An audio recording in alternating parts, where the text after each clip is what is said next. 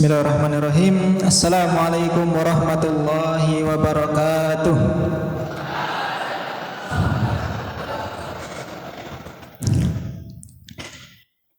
Alhamdulillahirabbil alamin. Alhamdulillahilladzi arsala rasulahu bil huda wa dinil haq liyudhhirahu 'alad dini kullih wa kafa billahi syahida. Asyhadu an la ilaha illallah wahdahu la syarikalah wa asyhadu anna Muhammadan 'abduhu wa rasuluhu la nabiyya wa la rasula ba'dah. Alhamdulillahirabbil alamin. Bersyukur kita kepada Allah Subhanahu wa taala yang telah melimpahkan banyak sekali nikmat pada kita semua. Dari nikmat yang paling besar yaitu nikmat iman dan juga nikmat Islam, yang mana dengan kedua nikmat itulah kita sebagai seorang muslim bisa mendapatkan surganya Allah Subhanahu wa taala. Tak lupa kedua nikmat yang tak kalah pentingnya yaitu nikmat sehat dan juga nikmat waktu luang, sehingga kita dapat berkumpul bermajelis di masjid yang insyaallah dirahmati Allah Subhanahu wa taala ini. Kemudian kedua kalinya salawat beserta salam semoga tetap tercurah limpahkan pada junjungan kita kepada Rasulullah Muhammad sallallahu alaihi wasallam, manusia terbaik yang pernah berjalan di muka bumi ini, yang mana setiap perbuatannya merupakan kebaikan dan setiap perkataannya merupakan kebenaran, dan seluruh apa yang dilakukan oleh beliau ditiru oleh umat muslim di seluruh dunia ini dan menjadi sunnah yang diamalkan oleh seluruh umat muslim di dunia ini, yang mana beliau pernah bersabda, man ahya sunnati faqad ahabbani wa man ahabbani kana ma'i fil jannah, yang artinya barang siapa yang menghidupkan sunnahku maka sesungguhnya ia telah mencintaiku, dan barang siapa yang cinta kepadaku maka ia akan bersamaku di surganya Allah Subhanahu wa taala. Maka kita sebagai umat muslim, marilah kita senantiasa menghidupkan sunnah-sunnah beliau, senantiasa mengamalkan apa yang diajarkan beliau kepada kita ini, dan kita berharap semoga nanti kita dikumpulkan kembali bersama beliau di surganya Allah Subhanahu wa taala. Amin. Ayyuhatullah, kaifa halukum? Masaul khair. Sebelumnya suaranya jelas ya? Jelas ya? Ya. Ya, di sini insyaallah kita akan sedikit membahas tentang salah satu kisah di dalam Al-Qur'an, yaitu kisah dalam surat yang ke-18. Ada yang tahu? Surat Al-Kahfi ya. Yang mana dalam surat ini dapat kita ambil garis besarnya menjadi 3 kisah. Yang pertama yaitu kisah Ashabul Kahfi, dan yang kedua yaitu kisah Nabi Musa dan Nabi Khidir, dan yang ketiga adalah kisah Zulkarnain. Nah, tapi di sini kita akan membahas satu saja, yaitu tentang Ashabul Kahfi. Jadi kalau antum mendapati kisah ini, mungkin banyak sekali perselisihan. Di sana ada yang berkata bahwa jumlah Ashabul Kahfi ini ada 5, ada yang mengatakan 6, ada yang mengatakan 7. Itu juga dijelaskan dalam surat Al-Kahfi juga di ayat ke-22. Sayaquluna salasatu rabi'um kalbuhum. Ada yang mengatakan mereka itu 3 orang dan yang keempat adalah seekor anjing. Ada yang mengatakan juga wa yaquluna khamsatun wa sadisuhum kalbuhum. Ada yang mengatakan 5. Kemudian ada juga yang mengatakan wa yaquluna sab'atu wa saminuhum kalbuhum. Ada yang mengatakan 7 dan yang ke-8-nya adalah seekor anjing tadi. Kemudian dilanjutkan, qur rabbi a'lamu bi'iddatihim. Katakanlah bahwa Allah lah yang mengetahui jumlah mereka. Jadi meskipun banyak sekali perselisihan, di sini kita ambil saja apa yang dapat kita ambil ibrahnya, apa yang dapat kita ambil pelajarannya dalam kisah ini. Kisah ini dimulai dari pada masa Khalifah Umar bin Khattab. Ini saya ambil dari kitab Fadailul Khamsah min Sihahis Sittah yang dikutip dari kitab Qisasul Anbiya. Jadi kalau antum ingin melihat silahkan bisa dicari kitabnya, atau mungkin kalau ingin searching di Google juga ada. Jadi kisah ini dimulai ketika Khalifah Umar bin Khattab sedang menjadi Amirul Mukminin. Pada masa itu datang 3 orang Yahudi, 3 orang pendeta Yahudi sedang mendatangi Umar bin Khattab, kemudian bertanya, wahai Amirul Mukminin, kami memiliki beberapa pertanyaan. Apabila engkau dapat menjawab pertanyaan-pertanyaan kami, maka kami akui bahwa Islam itu adalah agama yang benar dan bahwa Rasulullah Muhammad adalah utusan Allah. Akan tetapi jika engkau tidak dapat menjawab soal-soal ini, maka jangan katakan bahwa Islam itu adalah agama yang benar. Maka Khalifah Umar bin Khattab pun menjawab, oke, silahkan apa yang ingin kalian tanyakan. Kemudian orang-orang Yahudi tadi bertanya, wahai Amirul Mukminin, jelaskan kepada kami bahwa langit itu terkunci. Apa yang membuat langit itu terkunci? Kemudian apa yang dapat membuka kunci tersebut? Ya. Orang-orang Yahudi ini memang dia tahu kalau dia berhadapan langsung dengan Umar, maka tidak akan bisa. Kita tahu bersama bahwa Umar bin Khattab ini beliau sanggup bertanding, berkelahi dari pagi sampai sore. Itu sanggup.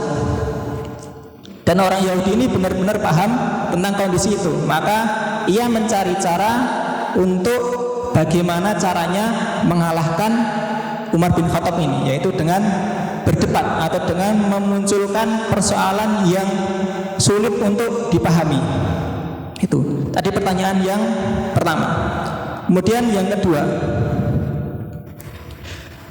terangkan kepada kami tentang adanya sebuah kuburan yang berjalan bersama penghuninya. Kemudian tunjukkan kepada kami tentang suatu makhluk yang dapat berdakwah kepada kaumnya, akan tetapi ia bukan dari jin dan manusia. Kemudian yang keempat, jelaskan pada kami 4 makhluk yang berjalan di muka bumi ini, akan tetapi ia tidak dilahirkan dari induknya atau tidak dilahirkan dari ibunya. Gitu. Kemudian yang terakhir itu jelaskan kepada kami tentang kisah pemuda yang mengasingkan diri dari raja yang zalim. Itu pertanyaan orang Yahudi tadi. Kemudian Umar bin Khattab berpikir sejenak. Kemudian beliau menyampaikan bahwa bukan sesuatu yang memalukan kalau Umar bin Khattab itu berkata tidak tahu tentang sesuatu yang memang beliau tidak mengetahuinya. Ya, jadi di sini sahabat Rasulullah itu memiliki keistimewaan masing-masing. Ada yang diberi kekuatan yang lebih, ada yang diberi ilmu yang lebih, ada yang diberi otak yang luar biasa, ada yang diberi keistimewaan yang lainnya itu. Nah, di sini karena Umar bin Khattab tidak tahu, kemudian ia mengutus Salman Al-Farisi. Ia mengutus Salman Al-Farisi untuk menemui Ali bin Abi Thalib. Kemudian datanglah Salman tadi ke rumah Khalifah Ali tadi. Datang, kemudian ia berkata, wahai ya Abul Hasan, disebutnya kan Abul Hasan, bapaknya Hasan, kami butuh bantuanmu. Atau Amirul Mukminin memanggilmu bahwa Umar membutuhkan bantuanmu. Nah, di sini kita tahu bahwa Ali ini merupakan salah satu sahabat yang cerdasnya luar biasa. Bahkan Rasulullah pernah bersabda juga, aku adalah gudangnya ilmu dan Ali adalah pintunya. Nah, itu. Jadi Rasulullah itu memiliki banyak sekali ilmu dan pintunya itu adalah Ali bin Abi Thalib ini tadi. Kemudian singkat cerita, Ali pun dipanggil, dihadapkan ke orang Yahudi tadi. Kemudian ketika Ali datang, kemudian langsung berkata, wahai pendeta atau wahai orang Yahudi, silahkan antum bertanya tentang apa yang ingin Anda ketahui. Rasulullah kekasihku telah mengajariku 1000 cabang ilmu, dan setiap ilmu tersebut memiliki 1000 cabang lagi. Nah, di sini merupakan salah satu luar biasanya ilmu yang sahabat Ali ini miliki. Jadi memang banyak sekali ilmu yang ia miliki. Kemudian tadi pendeta tadi mengulangi pertanyaannya lagi. Mereka bertanya, apakah induk kunci, induk atau gembok yang dapat mengunci pintu-pintu langit? Kemudian Ali menjawab, induk kunci itu adalah asyirku billah. Karena setiap hamba yang melakukan kesyirikan kepada Allah Subhanahu wa taala, maka langit itu akan dikunci. Dan seluruh amal yang dilakukan oleh seorang hamba tidak dapat naik ke langit, artinya tidak diterima. Jadi seakan-akan langit terkunci karena kesyirikannya tersebut. Kemudian apa yang dapat membuka gembok tersebut? Apa yang dapat membuka apabila langit terkunci? Itu adalah kalimat la ilaha illallah. Jadi ketika seorang mengucapkan kalimat tersebut, maka langit terbuka dan seluruh amal yang ia lakukan dapat diterima oleh Allah Subhanahu wa taala. Kemudian yang ketiga, apa tadi? Jelaskan tentang kuburan yang berjalan bersama penghuninya. Ada yang tahu? Itu adalah kisah Nabi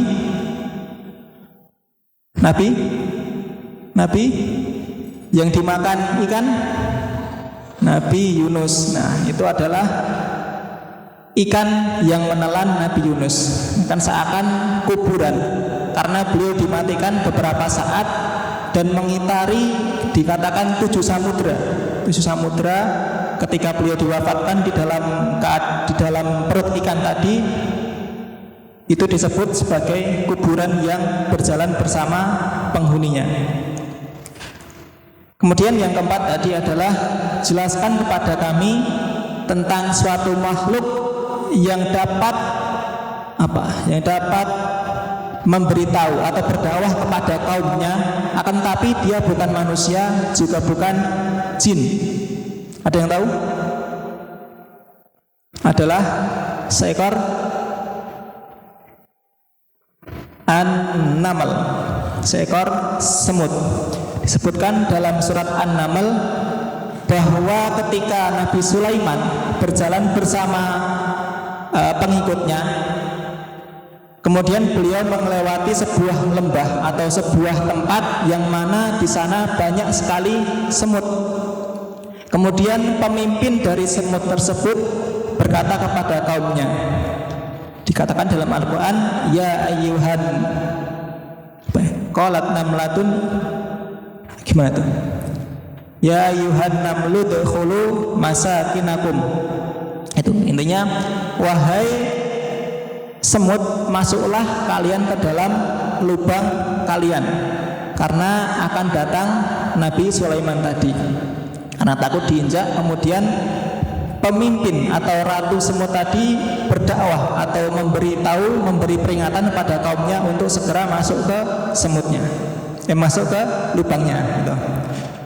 Kemudian yang kelima, jelaskan kepada kami tentang 5 makhluk yang berjalan di muka bumi ini, akan tetapi ia tidak dilahirkan oleh induknya atau tidak dilahirkan oleh ibunya. Ada 5. Yang pertama adalah Nabi Adam. Yang kedua Hawa. Yang ketiga yang tidak dilahirkan oleh induknya yaitu unta Nabi Saleh. Yang ketiga. Yang keempat adalah ular Nabi Isa, ketika tongkatnya berubah menjadi ular. Kemudian apa yang kelima? Yang kelima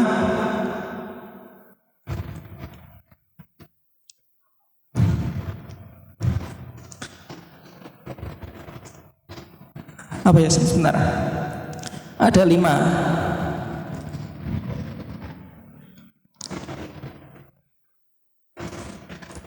Yang kelima, ada yang tahu? Nah, ada. Oh iya, yang kelima adalah domba yang digantikan dengan Nabi Ismail. Nah, itu adalah 5 makhluk Allah yang berjalan di muka bumi tanpa dilahirkan oleh induknya. Itu. Nah, kemudian setelah soalan tersebut selesai, 2 pendeta tadi langsung menyatakan bahwa ia mengakui bahwa Islam adalah agama yang benar. Akan tetapi masih 1 orang yang belum puas. Kemudian ia bertanya, wahai Ali, terangkan kepada kami tentang orang yang mengasingkan diri dari raja yang zalim, dan siapakah nama-nama mereka tinggal di mana, rajanya siapa, dan ia ditidurkan selama berapa tahun.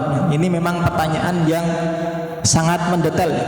Jadi kalau mungkin antum menemui berbagai perselisihan tentang nama-nama itu, ya itu hal yang wajar. Tapi di sini yang saya ambil dari kitab Qisasul Anbiya, ia menjelaskan bahwa dahulu ada 7 atau 6 orang, awalnya 6, ada 6 orang yang tinggal di sebuah desa, sebuah negara yang dikenal dengan sebutan negara Apsus. Namanya Apsus. Kalau sekarang di daerah Turki. Nah itu. Di sana awalnya itu dipimpin oleh pemimpin yang baik hati, pemimpin yang bijaksana. Kemudian setelah pemimpin tadi meninggal, kemudian terdengar oleh raja dari daerah Romawi dan ingin merebut kekuasaan tersebut dengan pemimpin yang namanya Raja Dikianus. Namanya Dikianus, itu nama rajanya. Kemudian singkat cerita, setelah kerajaan Apsus tadi dikuasai oleh Raja Dikianus, berubahlah kerajaan tersebut menjadi kerajaan yang diktator atau kerajaan yang memaksakan kaumnya, memaksakan rakyatnya untuk menyembah berhala. Nah, di antara rakyatnya tersebut ada 6 orang. 6 orang ini dulunya adalah menteri negara, yaitu dari anak-anak bangsawan. Jadi ada 6 orang yang merasa bahwa raja ini itu bukan raja yang baik.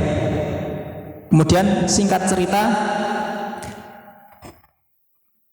sebelumnya ada yang orang Yahudi tadi itu bertanya, jikalau engkau benar wahai Ali, jelaskan kepada kami tentang nama-nama mereka. Itu nama-nama 6 orang tadi. Kemudian di sini dijelaskan nama 6 orang tadi. Yang pertama adalah Maxlimina, yang kedua Yamlika, Martunus, Kartunus, Hairunus, Yatrubus, dan yang terakhir adalah Tamlika.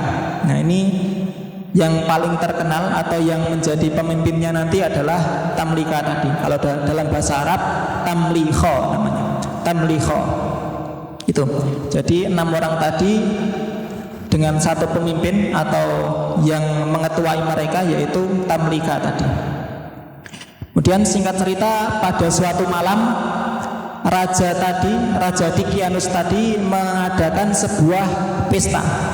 Itu pesta besar-besaran untuk menyembah berhala, untuk menyembah dewa api dan lain sebagainya. Kemudian 6 orang tadi merasa bahwa ini bukan hal yang baik. Kemudian 6 orang tadi menyendiri atau mengasingkan diri di rumah salah satu pemuda tadi. Kemudian setelah rajanya mengecek, ternyata menterinya tidak ada. Dicari, kemudian telah didapati bahwa 6 orang tadi berkumpul dan tidak mengikuti acara dari raja tadi. Maka Raja Dikianus tadi marah. Setelah marah, karena 6 orang tadi merupakan orang yang sangat penting, yaitu menteri negara, jadi Raja Dikianus tadi memberi kesempatan. Saya kasih kalian kesempatan 1 hari. Jika kalian tidak mengubah keyakinan untuk menyembah berhala, maka akan dibunuh. Nah, kemudian keesokan harinya, karena 6 pemuda tadi masih berpegang teguh dalam keyakinannya kepada Allah, maka mereka memutuskan untuk pergi atau memutuskan untuk mengasingkan diri. Pada malam hari kemudian mereka meninggalkan kerajaan dengan menaiki kuda. Setelah berjalan cukup lama, setelah berjalan, kalau di sini dijelaskan 8 mil ya, 8 mil. Kemudian mereka turun dari kuda dan melanjutkan dengan jalan kaki. Setelah berjalan sekian lama, kemudian ia bertemu dengan seorang pengembala. Singkat cerita, kemudian 6 orang tadi berbicara dengan pengembala, menyatakan bahwa di kerajaan ada sebuah pesta dan kami tidak ingin merayakannya, maka kami melarikan diri. Nah, kebetulan pengembala tadi juga memiliki kepercayaan yang sama, dan dia merasa bahwa raja yang sekarang itu bukanlah raja yang baik. Kemudian mereka memutuskan untuk bersembunyi. Itu nanti ditunjukkan ke dalam sebuah gua. Yang disinilah dari 6 menjadi 7. Yang satunya adalah pengembala tadi. Dan juga ada satu ekor anjingnya tadi. Jadi 7, 8 bersama anjingnya tadi. Singkat cerita, 7 orang tadi bersembunyi ke dalam gua. Kemudian ketika raja menyadari bahwa menteri-menterinya telah hilang, ia mengerahkan seluruh pasukannya untuk mencari orang-orang yang kabur tadi, mencari menteri-menterinya yang kabur tadi. Setelah dicari di seluruh penjuru negeri, kemudian terdapat satu gua yang belum diperiksa karena tidak ada yang berani masuk, atau mungkin sudah yakin bahwa mereka di dalam gua itu, maka raja memerintahkan untuk menutup pintu guanya. Ditutup, bukan ditangkap, akan tetapi ditutup dengan kepercayaan bahwa di dia akan mati kalau tidak bisa keluar dari gua ini. Nah, kemudian pintu guanya ditutup dengan sangat rapat, kemudian langsung ditinggalkan begitu saja. Langsung Raja Dickenus tadi bersama tentaranya kembali ke kerajaan. Di sini mukjizat Allah atau kekuasaan Allah ditampakkan kepada 7 orang tadi. Jadi ketika pintu tadi ditutup, maka Allah memerintahkan malaikat Israel untuk mengambil nyawa mereka. Diambil, kemudian dia ditidurkan selama 309 tahun. Lalu di Al-Quran dijelaskan, walabisu fi kahfihim salasami'atin sinina wazdadu tis'a. Jadi mereka itu di dalam gua selama salasami'ah 300 wasdadu dan tambah 9 tahun. Jadi 309 tahun. Itu. Singkat cerita, setelah 309 tahun berjalan, kemudian Allah memerintahkan malaikat Israel untuk mengembalikan ruh mereka. Nah, di sini hal yang luar biasanya adalah ketika orang-orang Ashabul Kahfi ditidurkan, di situ Allah Subhanahu wa taala membolak-balikkan badannya. Artinya ketika pagi hari badannya dihadapkan ke matahari. Kemudian ketika siang dihadapkan ke matahari, ketika sore dihadapkan ke matahari. Maka dari itu badannya tidak rusak atau awet gitu. Nah, dalam sebuah kisah juga ketika gua tadi ditutup, ada sedikit cahaya yang masuk ke dalam gua tersebut untuk memberikan nutrisi kepada tubuh Ashabul Kahfi tadi. Nah, kemudian setelah 309 tahun berjalan dan ruh mereka telah dikembalikan, kemudian mereka bangun dari tidurnya. Padahal mereka merasa bahwa mereka hanya tertidur 1 hari atau beberapa hari. Itu padahal sudah tidur 309 tahun. Kemudian Allah jadikan mereka itu merasa lapar. Ketika lapar, mereka berunding kemudian memutuskan siapa yang berani membeli makanan di kota, karena mereka kemarin kan jadi buronan, maka tidak ada yang berani keluar dari gua tersebut. Maka tadi si Tamlika tadi memberanikan diri untuk membeli makanan di kota. Berangkatlah si Tamlika tadi ke kota dengan membawa uang 3 dirham. Ketika sampai di kota, Tamlika tadi heran karena melewati sebuah tempat yang asing baginya. Padahal ini kota yang sama, tempat tinggalnya juga, akan tetapi bangunannya berbeda, tempat-tempatnya juga berbeda. Nah, kemudian dia tidak menghiraukannya, langsung membeli sebuah roti. Ketika membeli sebuah roti, ia memberikan uangnya yang berupa dirham tadi, dan penjualnya pun terkejut. Loh, ini uang tahun kapan? Ini uang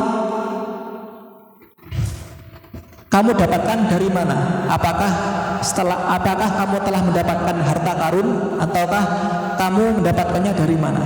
Nah, kemudian karena di kerajaan tersebut kan ketika seseorang mendapatkan harta karun, maka ditarik pajak sebesar 5%. Itu. Singkat cerita, ditangkaplah si Tamlika tadi untuk menghadap ke raja untuk membayarkan pajaknya tadi. Kemudian setelah dihadapkan ke raja, Tamlika tadi membela diri. Wahai raja, saya tidak mendapatkan harta karun apapun. Ini uang saya yang saya miliki, yang saya dapatkan dari berjualan kurma. Kemudian rajanya tadi juga bertanya, ini adalah uang apa namanya? Uang kuno atau uang zaman dahulu, dan sekarang sudah tidak ada lagi uang seperti ini. Kemudian Tamlika menjawab, "Wahai raja, ini beneran uang yang saya miliki dari jual kurma semak kemarin, dan saya juga tinggal di sini." Nah, kemudian rajanya pun kaget karena tidak pernah melihat Tamlika ini di negaranya. Kemudian diperintahkan, "Kamu punya rumah di sini?" Ya, terus kemudian Tamlika menjawab, "Ya, punya, wahai raja." Kemudian diutuslah satu prajurit untuk mengawalnya ke rumah yang ia tunjukkan. Kemudian rombongan tadi berangkat menuju ke bukit atau ke rumah yang berada di atas bukit. Sampai sana kemudian diketoklah pintunya. Kemudian yang keluar adalah orang tua. Orang tua tadi berkata, "Ada apa kalian datang ke rumahku?" Kemudian prajuritnya berkata, "Ini pemuda ini mengaku bahwa ini adalah rumahnya." Kemudian orang tua tadi berkata, "Kamu siapa, wahai anak muda?" Dan dia menjawab, "Saya adalah Tamlika, anaknya Filistin." Gitu.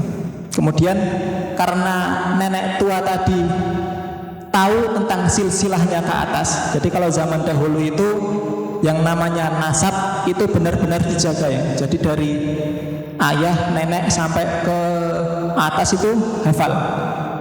Jadi ketika dia mendengar nama kakek buyut atau apa namanya, atasnya buyut apa? Nah itu pokoknya ke atas gitu. Karena neneknya tadi tahu nasabnya, coba ulangi lagi, "Siapakah kamu?" "Saya adalah Tamlika, anaknya Filistin." Nah, kemudian nenek tadi langsung bersujud di bawahnya Tamlika tadi. Kemudian ia berkata, "Ini adalah datukku, ini adalah kakekku yang dulu mengasingkan diri dari kejaran Raja Dikianus." Dan ini kan kisah ini berada pada zaman Nabi Isa.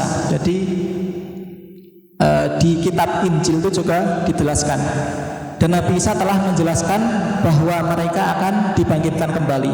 Nah, kemudian serentak pada waktu itu kerajaan itu menjadi heboh karena kedatangan sesosok orang yang luar biasa tadi. Kemudian datang ke kerajaan lagi, dikabarkan bahwa ini merupakan salah satu orang yang dulu dikejar oleh raja yang zalim dan mengasingkan diri di dalam gua. Dan Nabi Isa pernah mengatakan bahwa mereka akan dibangkitkan kembali. Ternyata itu benar-benar terjadi. Kemudian raja berkata, "Wahai pemuda, di manakah teman-temanmu?" Kemudian Tamlika menjawab, "Teman-temanku masih berada di dalam gua." Raja tadi berkata, "Marilah kita jemput mereka." Berangkat menuju ke gua tadi. Setelah mendekati gua, Tamlika tadi berkata, "Cukup sampai di sini dulu, karena teman-temanku nanti kalau mendengar suara tapak kuda, mereka akan mengira bahwa itu merupakan Raja Dikianus dan mereka akan lari. Maka dari itu cukup saya aja yang menghampiri mereka. Kalian semua tunggu di sini." Kemudian setelah Tamlika tadi berangkat menuju ke gua, mereka bertanya kepada teman-temannya, "Apakah kalian tahu kalian telah tidur seberapa lama?" Ada yang berkata, "Saya tidur sehari atau beberapa hari." Kemudian Tamlika menjawab, "Tidak, kalian tidak tidur cuma beberapa hari, akan tetapi 309 tahun sudah berlalu. Raja Dikianus yang dulu kalian takuti telah meninggal dan sekarang telah digantikan dengan raja yang menyembah Allah Subhanahu wa taala, yang telah bertauhid kepada Allah. Dan mereka semua telah menunggu kalian di luar." Seketika itu teman-teman Tamlika tadi keheranan dan merasa bahwa ini merupakan pertolongan dari Allah Subhanahu wa taala. Kemudian mereka berunding apa yang harus kita lakukan. Karena kalau mereka keluar, nanti mereka akan diagung-agungkan, akan dipuja-puja. Bahkan bisa jadi akan disembah gitu. Kemudian mereka berdiskusi dan kemudian Tamlika tadi memutuskan bahwa kita berdoa kepada Allah Subhanahu wa taala bahwa hal yang luar biasa telah terjadi, maka kita berharap Allah Subhanahu wa taala kembali mengambil ruh kita agar orang-orang di kerajaan tadi tidak mengkultuskan mereka. Kemudian mereka berdoa kepada Allah Subhanahu wa taala dan dicabutlah kembali ruh mereka dan pintu gua tadi tertutup rapat dan tidak ada satu-satu pun pintu yang bisa memasukinya gitu. Jadi kurang lebih seperti itulah kisah Ashabul Kahfi. Jadi nanti mungkin kalau antum mendapatkan kisah yang lain, silahkan diambil ibrahnya saja, silahkan diambil pelajarannya. Dan dalam surat Al-Kahfi ini merupakan surat yang luar biasa, dan kita sebagai umat muslim dianjurkan untuk membacanya setiap hari Jumat agar nanti terhindar dari fitnah Dajjal seperti itu. Jadi marilah saya mengajak diri saya pribadi dan seluruh santri yang ada di pondok ini untuk senantiasa mengamalkan sunnah-sunnah ini, untuk senantiasa mengamalkan membaca surat Al-Kahfi ini agar nanti kita mendapatkan sesuatu yang tidak bisa didapatkan ketika Dajjal nanti turun. Ya. Sekarang sudah 5:4. Nanti setelah ini silahkan antum persiapan buka puasa. Jangan lupa ada salah satu waktu mustajab yang mana jika seorang hamba berdoa maka Allah Subhanahu wa taala akan mengijabahinya, yaitu waktu ketika menjelang berbuka puasa. Silakan antum berdoa. Jangan lupa doakan orang tua kalian, jangan lupa doakan asatid yang ada di pondok ini, dan umumnya kepada seluruh umat muslim yang ada di dunia ini. Mungkin itu dari saya, jika banyak salahnya saya maaf. Wa akhiru da'wana alhamdulillahi rabbil alamin. Akhiru kalam, wassalamualaikum warahmatullahi wabarakatuh.